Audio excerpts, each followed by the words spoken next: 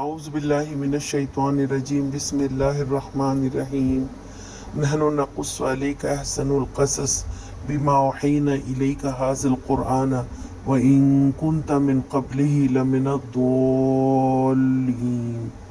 اے محمد صلی اللہ علیہ وسلم، ہم اس قرآن کو تمہاری طرف وحی کر کے بہترین پیرائے میں واقعات اور حقائق تم سے بیان کرتے ہیں، ورنہ اس سے پہلے تم ان چیزوں سے بالکل ہی بے خبر تھے۔ قصص کے معنی ہے بیان کرنا، پیچھے پیچھے آنا، آثار قدم پر چلنا۔ اللہ تعالیٰ فرماتے ہیں ہم بیان کرتے ہیں اسے، اور قرآن کے قصوں میں یہ ایک بہترین کہانی ہے۔ جس کی چیز کو اللہ تعالیٰ بیان کرے اور اسے بہترین بھی کہا ہے تو یقیناً سچی ہے اور سب سے بہتر ہے۔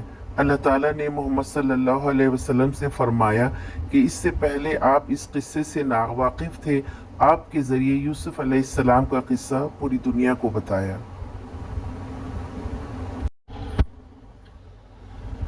یوسف علیہ السلام کے بارے میں آپ صلی اللہ علیہ وسلم نے فرمایا الکریم ابن الکریم ابن الکریم ابن الکریم بن یعقوب بن اسحاق۔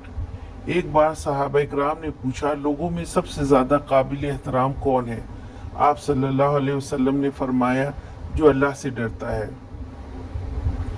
جو شخص اللہ کے حکم کی پیروی کرتا ہے، اللہ کے خوف اور اس کی محبت میں زندگی گزارتا ہے، وہ متقی ہوتا ہے، اس کا ظاہر و باطن پاک ہوتا ہے، اللہ تعالیٰ اس کو دنیا میں بھی عزت دیتا ہے، خواہ لوگ اس کی عزت کریں یا نہ کریں۔ جھوٹا شخص بالآخر رسوا ہو جاتا ہے اور لوگوں کے دل میں اس کی عزت بھی نہیں ہوتی۔ آج کا سوال، نبی صلی اللہ علیہ وسلم نے یوسف علیہ السلام کے بارے میں 3 بار کیا فرمایا؟ جواب کمنٹس میں لکھیں۔